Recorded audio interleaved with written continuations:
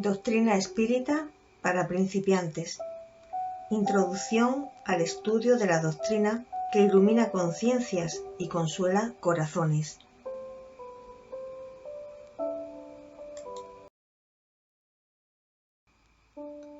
Presentación. Las instrucciones dadas por los espíritus de orden elevado sobre todos los asuntos que interesan a la humanidad, las respuestas que dieron a las preguntas que les fueron propuestas, habiendo sido recogidas y ordenadas con cuidado, constituyen toda una ciencia, toda una doctrina moral y filosófica bajo el nombre de espiritismo. Por ello, el espiritismo es la doctrina fundada sobre la existencia, las manifestaciones y las enseñanzas de los espíritus. Esta doctrina se halla expuesta de manera completa en el Libro de los Espíritus para la parte filosófica, en el Libro de los Medios para la parte práctica y experimental, y en el Evangelio según el Espiritismo para la parte moral. Allan Kardec.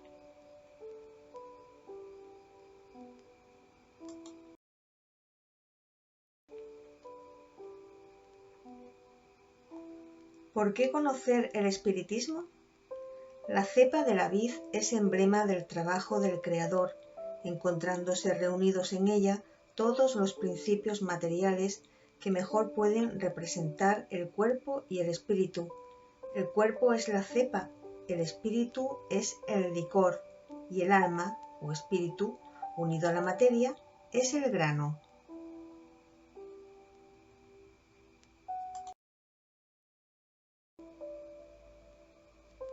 La mayoría de las personas viviendo la vida atribulada de hoy no está interesada en los problemas fundamentales de la existencia. Primero se preocupa por sus negocios, por sus placeres, por sus problemas particulares. Piensa que cuestiones como la existencia de Dios y la inmortalidad del alma les corresponde a los sacerdotes, a los ministros religiosos, a los filósofos y a los teólogos. Cuando todo anda bien en sus vidas, no se acuerda de Dios, y cuando se acuerda, es apenas para hacer una oración o ir a la iglesia, como si tales actitudes fuesen simples obligaciones que todos deben desembarazarse de una forma u otra. La religión pasa a ser una mera formalidad social, algo que las personas deben tener y nada más. A lo mucho les sirve para descargar la conciencia, para estar bien con Dios, tanto así que muchos ni siquiera alimentan una firme convicción en aquello que profesan, albergando serias dudas respecto de Dios y de la continuidad de la vida después de la muerte. Pero cuando tales personas son sorprendidas por un gran problema, una desastrosa caída financiera, la pérdida de un ser querido, una enfermedad incurable, hechos que suceden en la vida de todos, no encuentran en sí mismas la fe necesaria, ni la comprensión para enfrentar el problema con coraje y resignación, cayendo invariablemente en la desesperación. El conocimiento espírita nos abre una visión amplia y racional de la vida, explicándola de una manera convincente y permitiéndonos iniciar una transformación íntima, aproximándonos a Dios.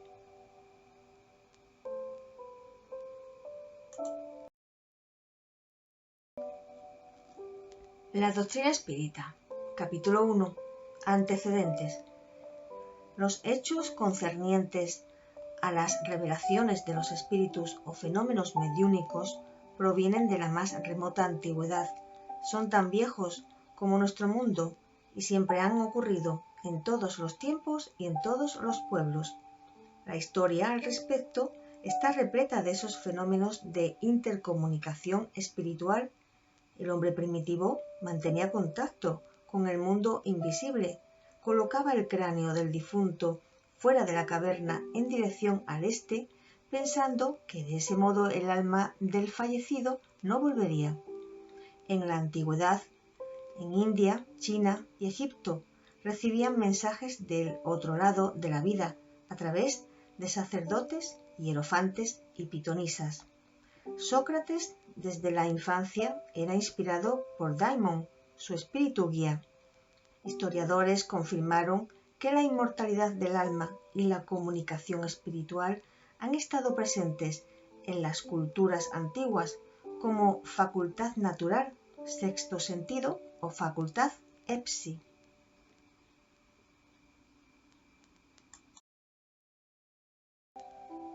Saúl y Samuel. Con la ayuda de la pitonisa de Endor, el rey Saúl, primer rey de Israel, se comunicó con el profeta Samuel, espíritu, y éste le develó su futuro y el de sus tropas al enfrentar a los filisteos. 1 Samuel, capítulo 28, versículo 5 al 29.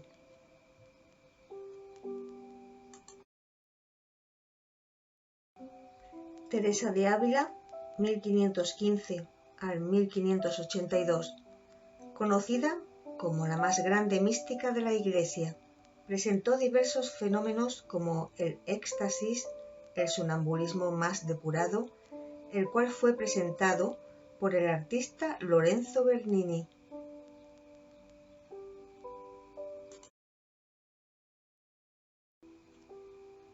Franz Anton Mesmer, 1734 a 1815, el famoso austriaco que abrió un espacio a la salud humana, realizó experiencias con el magnetismo y curaciones con las manos o fluidoterapia.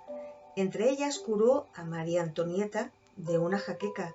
Los doctores de la Salpêtrière piden a Luis XVI que se eliminen los trabajos de Mesmer y que retorne a Viena, donde más tarde moriría en el anonimato. Juana de Arco, 1412 a 1430, desde los 12 años escuchaba las voces del mundo espiritual. Defendió el territorio francés durante la Guerra de los 100 años contra los ingleses. Fue condenada a la hoguera con 19 años en un proceso religioso al ser considerada hechicera. En 1920 fue canonizada por el Papa Benedicto XV.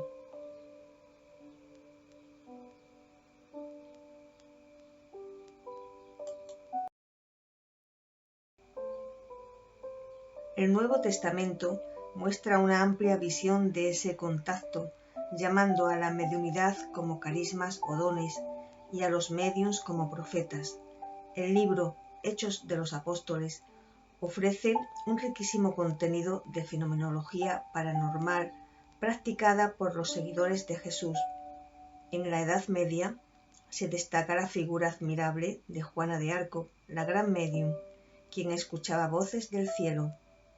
En la época moderna podemos situar mejor la fase inicial del espiritismo, donde vamos a encontrar grandes precursores como el famoso vidente sueco Emanuel Swedenborg, ingeniero de minas, dotado de un vasto potencial de fuerzas psíquicas.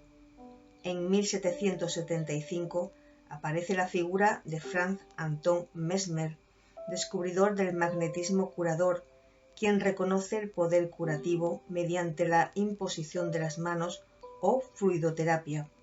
Este mismo preparó camino al hipnotismo del marqués de Puysegur.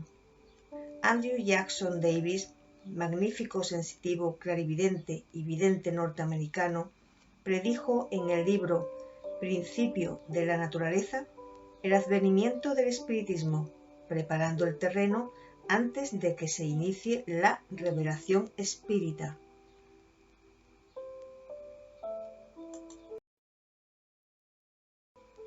Emanuel Swedenborg, uno de los más extraordinarios hijos de Suecia, contribuyó notablemente en la ciencia y filosofía de su país y de Europa del 1700.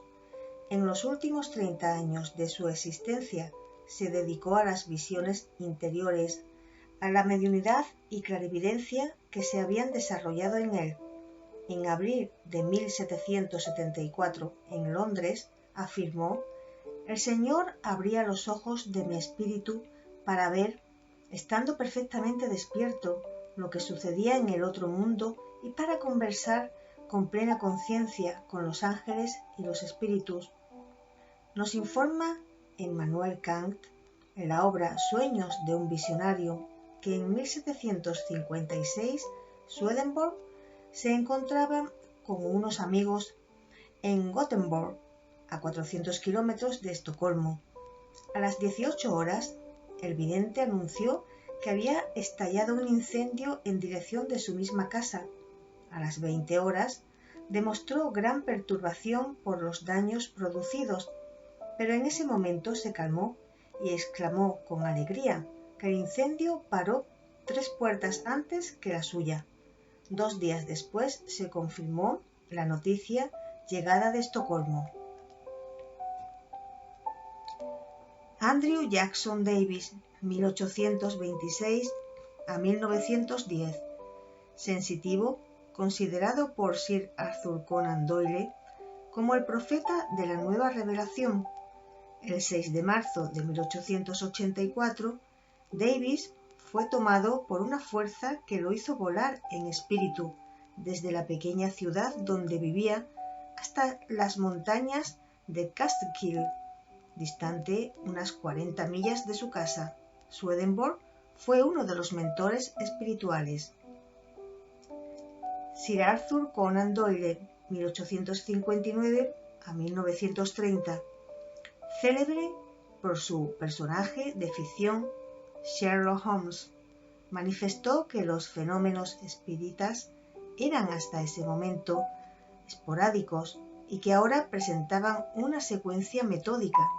En su libro Historia del Espiritismo aseveró: tienen la característica de una invasión organizada.